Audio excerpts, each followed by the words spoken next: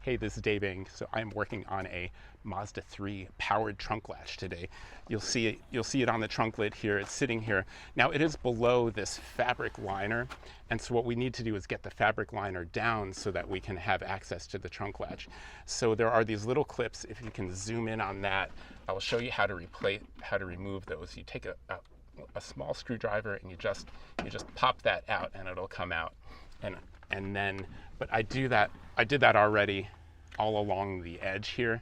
And if you take enough of them out, it will release this so you can have access to the trunk latch itself. Now, there's an electrical connector that's for the powered trunk latch, and it's not attached to anything. It's held in with two 10mm bolts here. I use an impact in the junkyard, but use whatever 10mm you have. And the latch will just drop down. Installation is the reverse of removal, and I'll have a link to eBay in the description as well as the OEM part number. We'll see you next time.